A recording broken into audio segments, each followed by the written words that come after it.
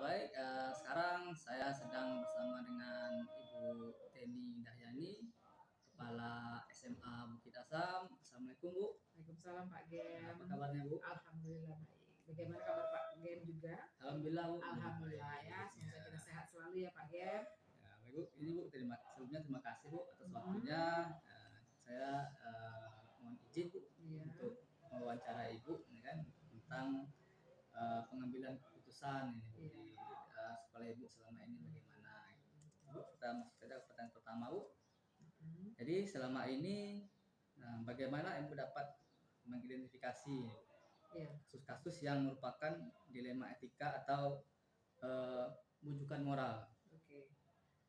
Kalau kita berbicara kasus-kasus di sekolah ini kayaknya banyak ya. Tapi paling tidak saya bisa mengidentifikasi apa sih kasus-kasus khususnya di dilema etika ya atau bukan moral. Mungkin saya yang pertama mengidentifikasinya itu dengan cara berkomunikasi ya, berkomunikasi dengan teman-teman bahwa mereka di lapangan itu sudah ada mungkin kasus-kasus yang mereka harus selesaikan. Tapi dari saya sendiri, saya bisa berkomunikasi dan akhirnya nanti saya mendapatkan informasi. Jadi identifikasi yang pertama adalah saya berkomunikasi dengan teman-teman gitu. Apakah itu kasusnya itu dilema etika atau moral? Iya. Jadi intinya sana komunikasi ya. Dulu, iya. Ya, jadi kalau selama ini Ibu bagaimana Ibu menjalankan pengambilan keputusan di sekolah Ibu ini, terutama untuk kasus-kasus di mana ada dua kepentingan yang sama-sama benar atau sama-sama mengandung nilai kebajikan.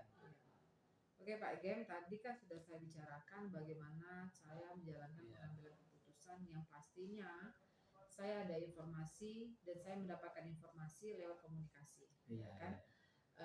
Setelah itu, setelah ada informasi komunikasi, saya akan tahu, oh ternyata ini yang memang berhubungan dengan benar salah atau benar-benar ataupun yang berhubungan dengan nilai-nilai kebajikan. Artinya bukan serta merta ya, saya harus putuskan.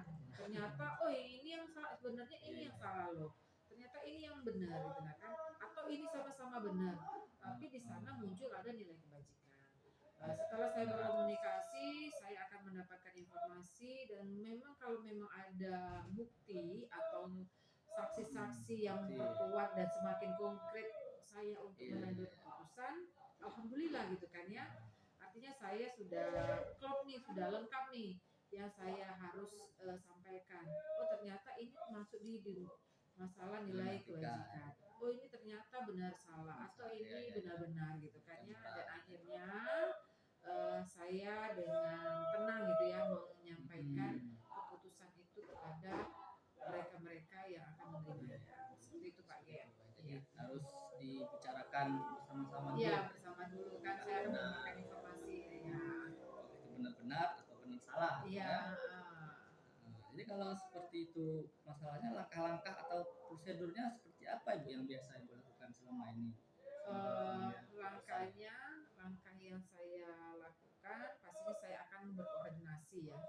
Berkoordinasi lewat komunikasi dengan teman-teman, baik itu Bapak Ibu guru ataupun wakil ataupun orang tua siswa yang berhubungan dengan kasus yang ada ataupun pihak luar itu ya yang ada hubungannya dengan kasus yang kita alami gitu kan ya. Terlibat lah gitu ya. Ya, semua orang terlibat. Setelah itu tadi saya bilang, saya ada bukti nih. Ternyata teman-teman bilang juga ada buktinya Bu. Ternyata ada saksinya juga Bu gitu kan.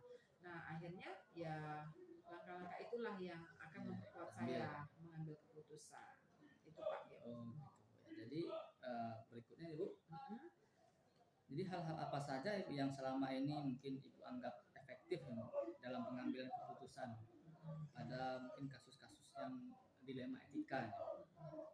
Jadi kalau hal efektif yang saya ambil itu adalah komunikasi yang penting. Iya. Komunikasi dan mencari informasi ya.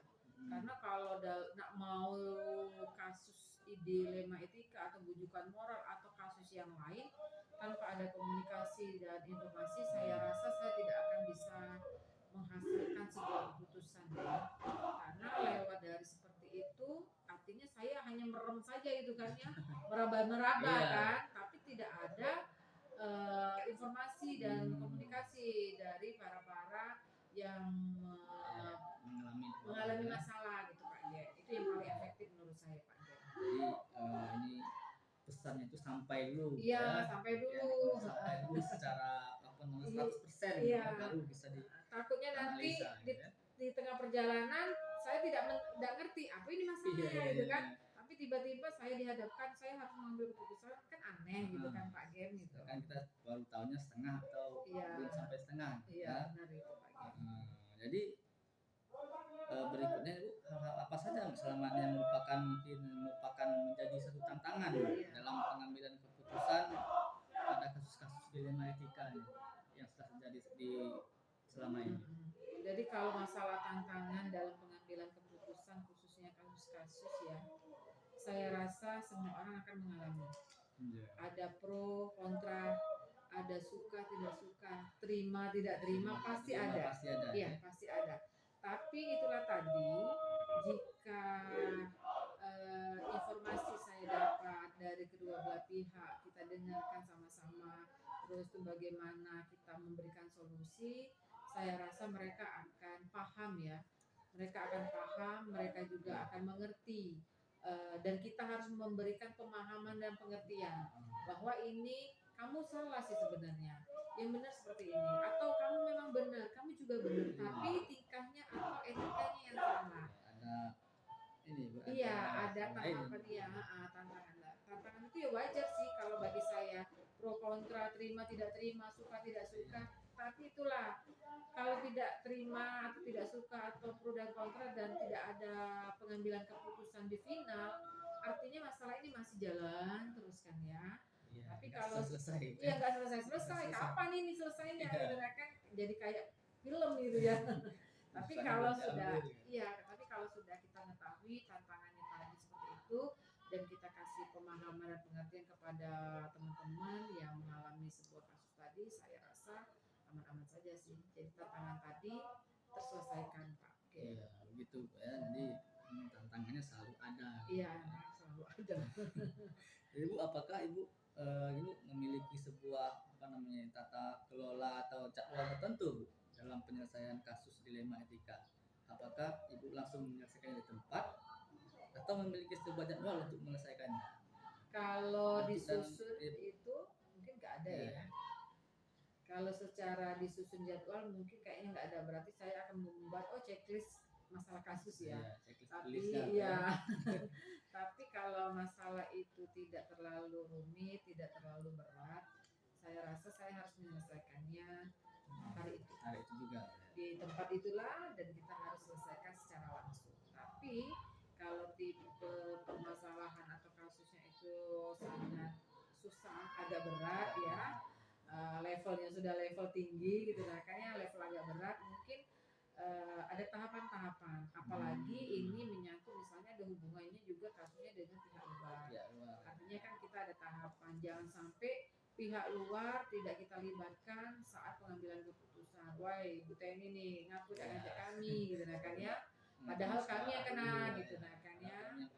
Iya, tiba-tiba langsung gitu kan. Tapi kalau memang itu tidak terlalu sulit, kita langsung selesaikan di tempat di hari itu juga. Tapi kalau permasalahannya agak berat, kita akan ada tahapan-tahapan untuk menyelesaikannya dan nantinya yang diharapkan adalah pengambilan keputusan itu yang akan kita sampaikan kepada mereka semua. Jadi itu bentuk atau prosedurnya ya yang selama ini dijalankan ya. Nah, jadi ini pertanyaan yang mungkin sedikit menanyakan, adakah seseorang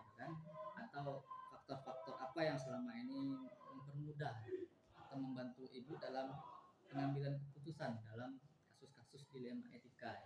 Oke, kalau faktor-faktor itu yang mempermudah saya untuk mengambil keputusan khususnya di dilema etika ya, pastinya adanya komunikasi, inti sekali Ya, komunikasi dan informasi. data gitu Iya, kan, itu data-data yang pentingnya. kita pegang pertama gitu kan. Setelah itu kalau berhubungan dengan seseorang, karena saya di pimpinan sekolah ya, pastinya saya ada kepala sekolah kecil itu ya. Iya, iya. Artinya itu adalah Ada- kepala wakil ya. Ada bidang-bidang gitu, Iya, kepala ada bidangnya wakil gitu ya. ya. Ada wakil kepala sekolah yang memang menjadi tempat saya bertanya paling utama gitu kan ya. Pandangan tangan ibu lah. Iya, karena mereka yang menjadi perpanjangan tangan saya di lapangan gitu kan ya. Baru nanti entah itu berhubungan dengan guru, entah berhubungan dengan karyawan atau siswa atau orang tua. Jadi itu Pak Gen, faktor dan seseorang yang mempermudah saya untuk mengambil keputusan. Ya.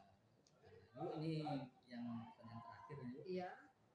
Dari semua hal yang telah Ibu sampaikan tadi, pembelajaran apa Bu yang bisa Ibu ambil gitu, atau Ibu petik dari pengalaman Ibu dalam mengambil keputusan dilema etika? Oke, kalau pembelajaran yang paling utama bahwa saya harus mengetahui apa sih bentuk-bentuk kasus dilema etika ataupun rujukan moral yang nantinya membawa saya menjadi orang yang lebih dewasa, orang yang lebih bijak ya. Itu yang pertama. Yang kedua, pengalaman saya adalah juga saya harus bisa berkomunikasi dengan baik, mencari informasi dengan baik sehingga informasi itu tadi yang saya dapat lewat komunikasi memang tepat itu kan ya, memang bagus itu nah ya. Sesuai. Ya sesuai. Yang ketiga saya harus bisa mengontrol emosi diri saya. Bagaimana seorang pimpinan yang akan mengambil keputusan kalau kita tidak mengontrol emosi kita. Padahal sudah ada kasus, ini malah menambah kasus lagi kan ya, meluap-luap masalahnya. Tapi bagaimana Manajemen diri. Iya, manajemen diri, benar Pak Gem. Bagaimana saya memanajemen diri saya, mengontrol diri saya, sehingga keputusan itu bisa saya ambil dengan baik dan benar. Terus tuh bagi yang menerima keputusan juga legowo gitu kan ya, sesuai dengan solusi yang kita sampaikan. Mungkin itu Pak Gem, pembelajaran saya yang saya ambil ya dari kasus-kasus dilema etika ini. Jadi mungkin ini pertanyaan terakhir, jadi saya ucapkan dulu terima kasih. Ya sama-sama Pak Gem. Bersedia saya wawancarai. Semoga itu nanti dalam pengambilan keputusan atau kasus-kasus dilema etika yang terjadi di sekolah menjadi lebih bijak dan keputusan yang diambil menjadi lebih tepat. Iya, kan? benar. Iya. Dan itu sangat penting sekali untuk dapat memajukan sekolah ke arah yang lebih tinggi lagi. Sekali lagi terima kasih Bu. Iya sama-sama Pak Gem. Terima kasih.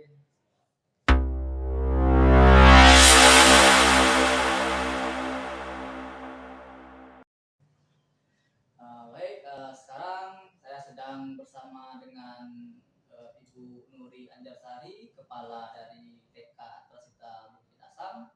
Assalamualaikum Bu Nuri. Waalaikumsalam. Apa kabarnya Bu? Alhamdulillah sehat luar biasa. Bagaimana Bapak? Bapak sehat? Alhamdulillah Bu, juga sehat ya, seperti biasa. Alhamdulillah. Ya. Gimana Pak? Ada yang bisa dibantu Jadi, Pak? Bu, ada Bu nih Bu. Nah, sebelumnya saya mengucapkan terima kasih nih Bu. Sudah bersedia saya wawancara ini kan. Jadi dalam rangka ini saya mengambil data tentang bagaimana Ibu mengambil keputusan yang terjadi di sekolah Ibu ini. Nah, Ibu bisa mulai ya? Oke, boleh. Nah, jadi ini pertanyaan pertama Bu. Nah, jadi selama ini bagaimana Ibu dapat mengidentifikasi kasus-kasus ini yang merupakan dilema etika atau rujukan moral? Kalau untuk mengidentifikasi itu kita lihat dulu nih. Kita kumpulkan data dulu. Kumpulkan data dulu, terus kita cari dulu sumbernya dari mana, terus kita kumpulkan, terus kita adakan forum kecil. Oh gitu, musyawarah. Musyawarah dulu ya, kita forumkan. Jadi ini semua harus dikomunikasikan gitu ya. Iya, komunikasikan dulu. Jadi, rutinnya Bu. Nah, selama ini Bu, bagaimana Ibu menjalankan pengambilan keputusan di sekolah Ibu?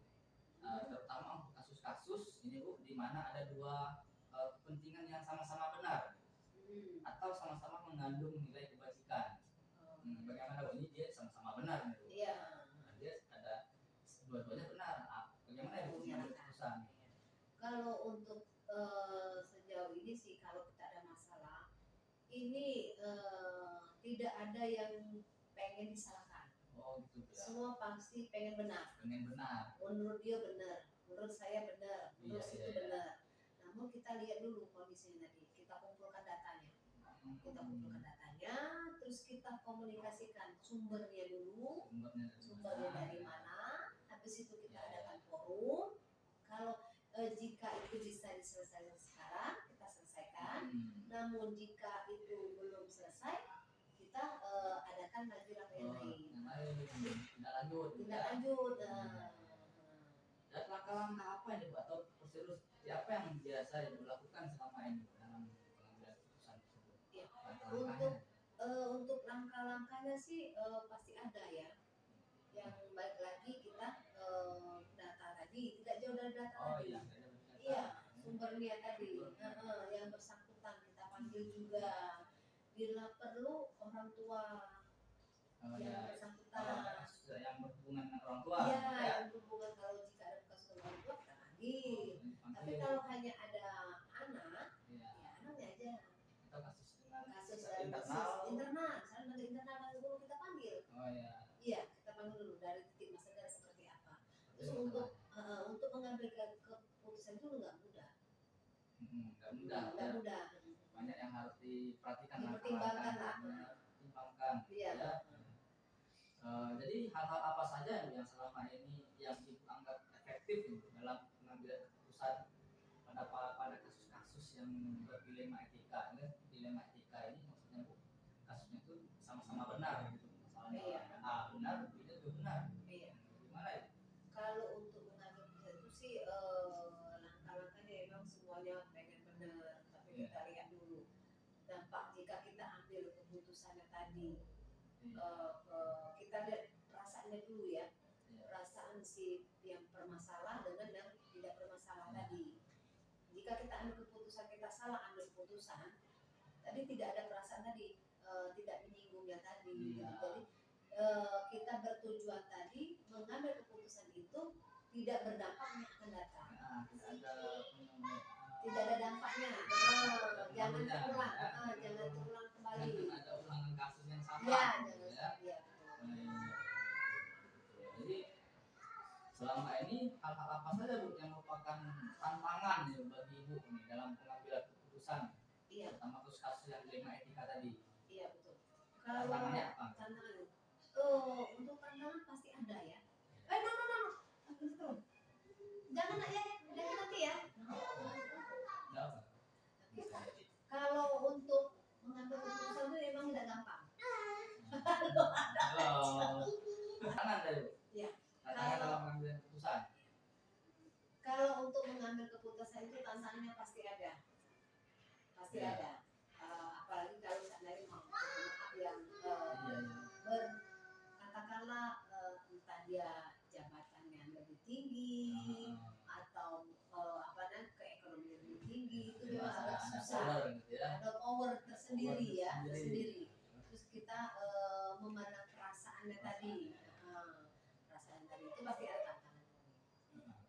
Jadi apakah Ibu memiliki sebuah misalnya tata kelola atau jadwal tertentu dalam menyelesaikan kasus dilema etika? Apakah Ibu biasanya langsung menyelesaikan di tempat atau ada jadwalnya? Jadi dan atau bentuknya seperti apa Ibu yang dijalankan? Iya. Kalau untuk memecahkan masalah itu kita tidak ada jadwal. Iya.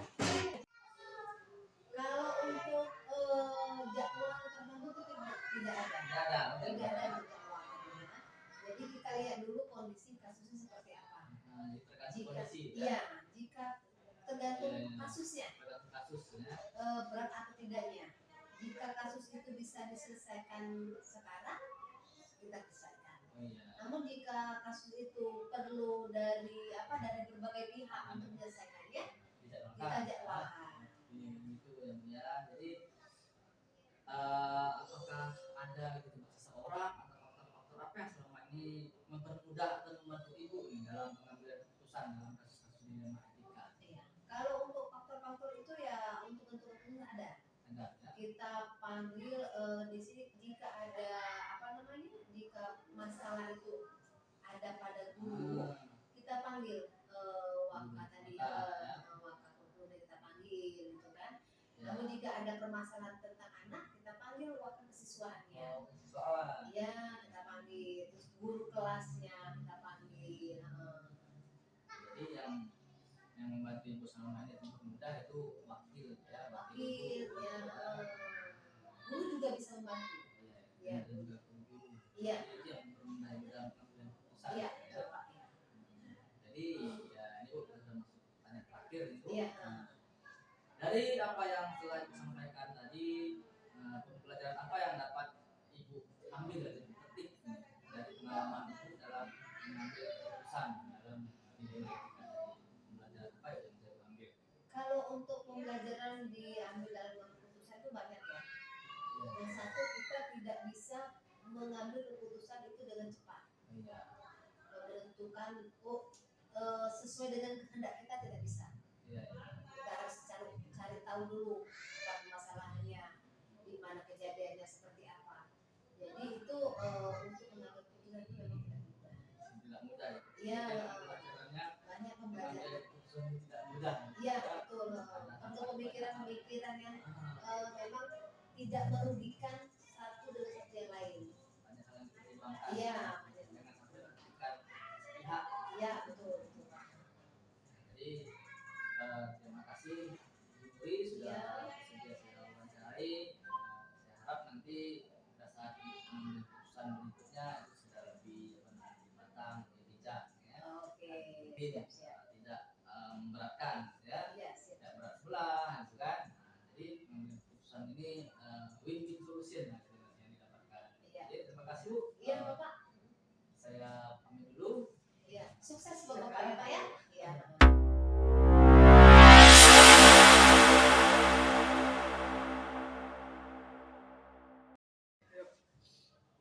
Baiklah, sekarang saya sedang berada bersama Ibu Eti Kemalasari, Kepala Sekolah SMK Bukit Asam.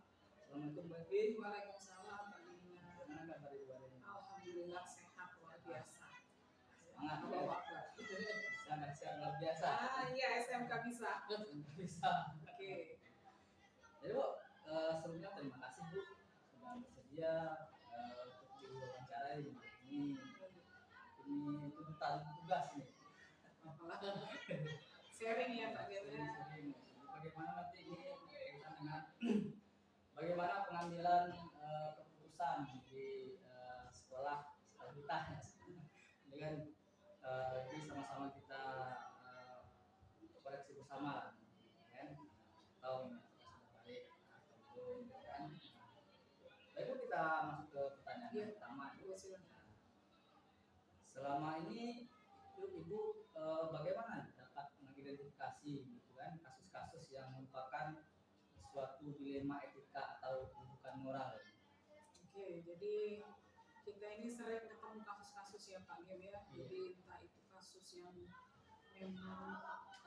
dari anak-anak atau dengan karena kita kan tinggalnya di lingkungan masyarakat ya.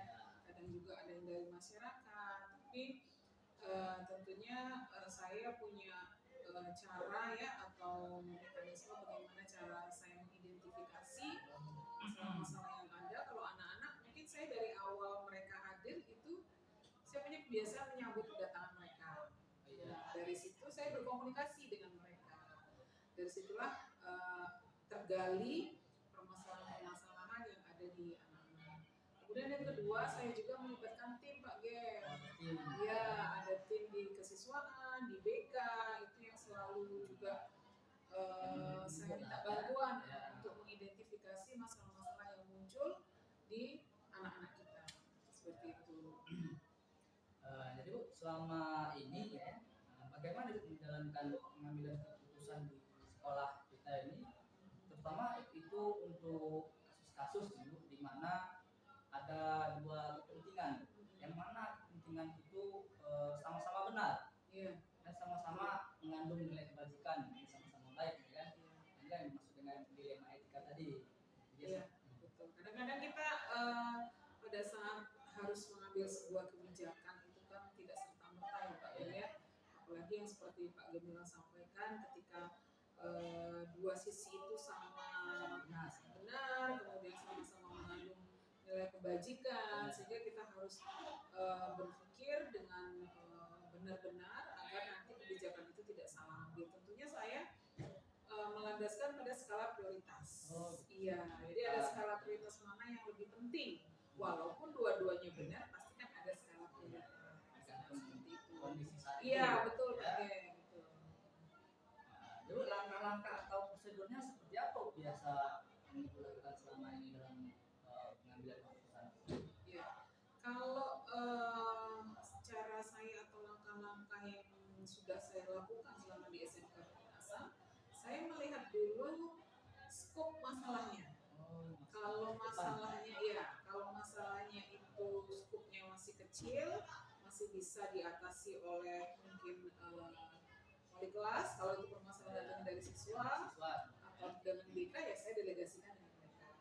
Tapi kalau untuk masalah-masalah yang skupnya luas, apalagi sampai misalnya melibatkan pihak luar, kita pernah tuh Pak Gem, contoh ya, pernah ada anak kita yang bermasalah berkelahi dengan siswa luar sehingga melibatkan pihak-pihak luar. Nah itu tentunya harus ada mekanisme, ya mekanisme yang betul. Kita sudah punya SOP sebenarnya di SMK ini untuk penanganan masalah-masalah yang sifatnya seperti itu.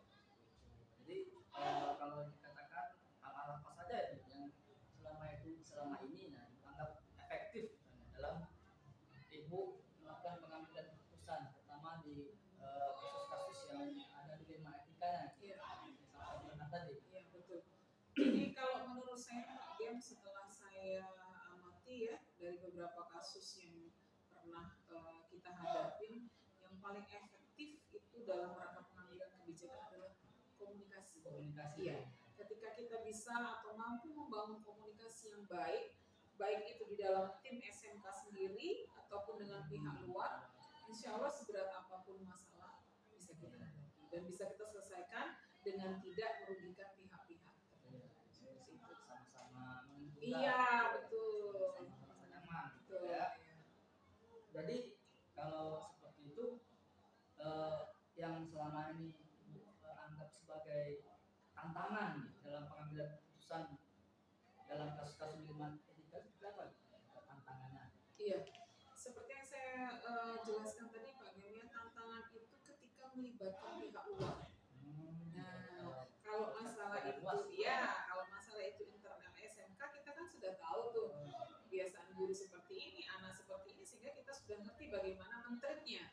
Tapi ketika masalah itu melibatkan pihak luar, yang kadang-kadang mereka juga tidak paham dengan mekanisme yang ada di SMK, nah itu yang luar biasa, harus effortnya luar biasa untuk menjalin komunikasi dengan mereka. Apalagi kita menghadapi orang tua yang memang tidak mengerti kondisi. Betul, ya ada orang tua kan yang kadang-kadang ya mungkin karena ketidaktahuan mereka ya Pak Gen ya.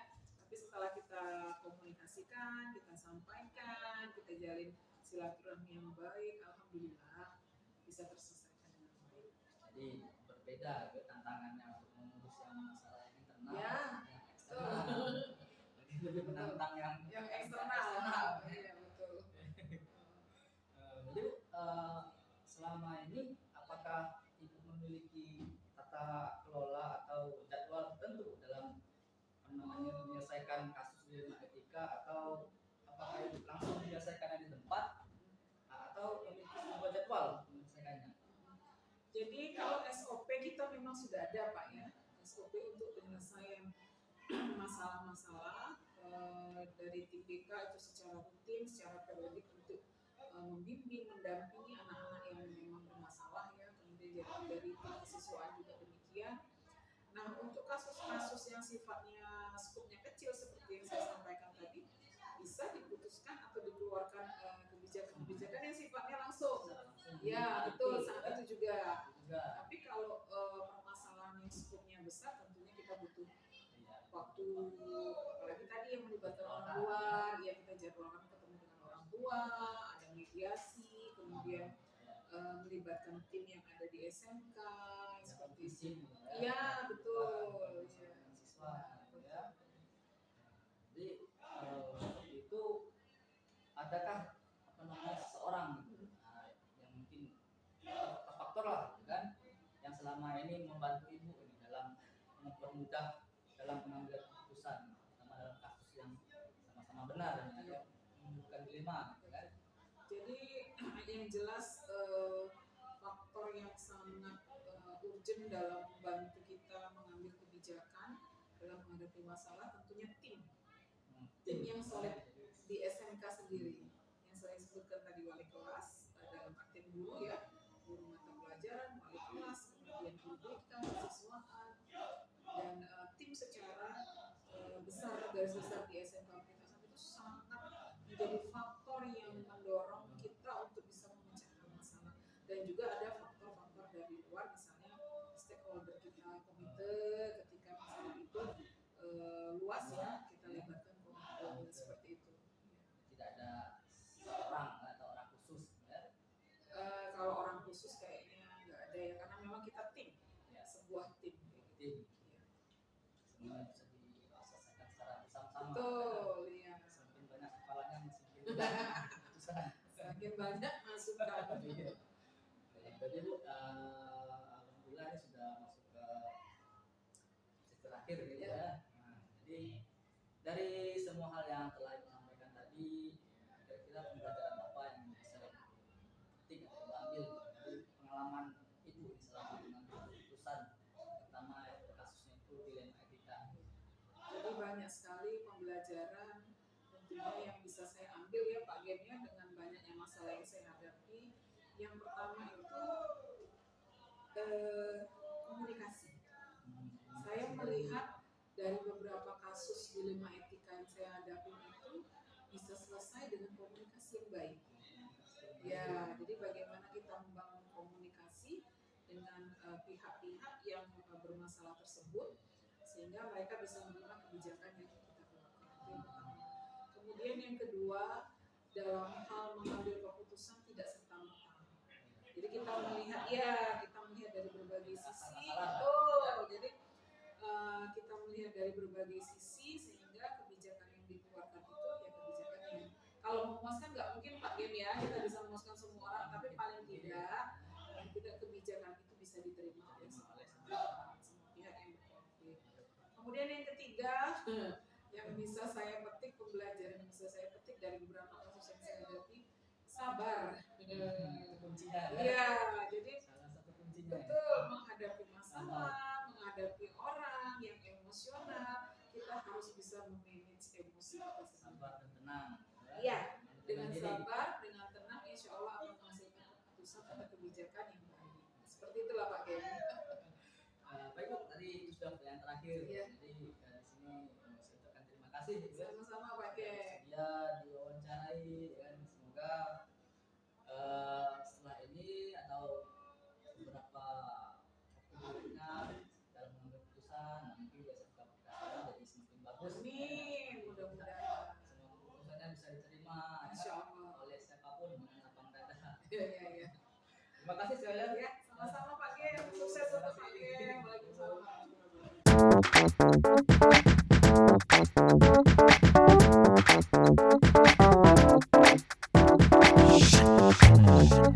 Shh.